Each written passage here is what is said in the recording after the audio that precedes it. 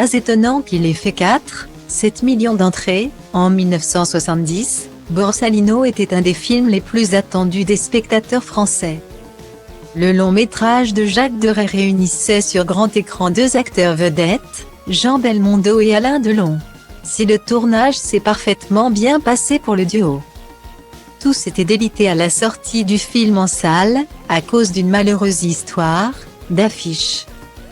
Le 7 février 2021, 13h15 le dimanche revenait sur cette histoire qui a marqué le cinéma français et rappelait le contexte.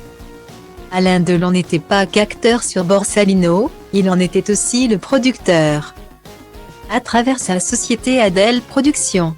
Mais il n'était pas question, pour ménager l'ego de son partenaire, d'apparaître 2 fois sur l'affiche.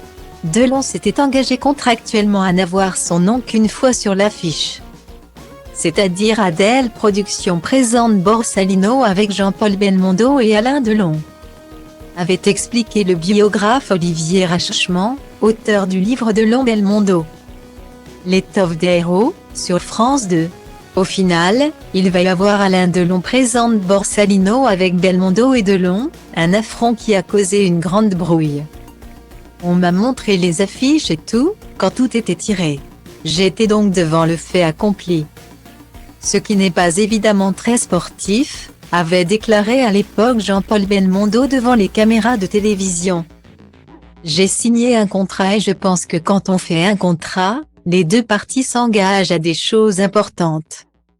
Le contrat prévoyait d'autres clauses pour calmer les possibles batailles d'ego entre ces 2 stars. Le magnifique n'avait ainsi accepté de jouer dans Borsalino qu'à condition d'avoir, notamment, le même temps de présence à l'écran qu'Alain Delon. Voir le nom de son partenaire 2 fois sur l'affiche avait donc de quoi l'irriter. Il rentre dans une colère noire, racontait l'auteur Laurent Bourdon dans 13h15 le dimanche. Ce n'est pas réglo, ce n'est pas dans le contrat. Il n'est pas content, et donc il ne sera pas présent à la première, il va faire la gueule. Alain Delon de son côté, restait flegmatique.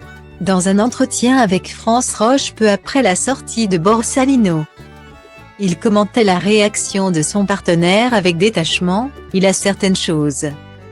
Je ne sais pas, qui le tracasse, le chatouille. Très bien, Jean-Paul Belmondo, très agacé, avait ensuite porté l'affaire devant le tribunal de Paris.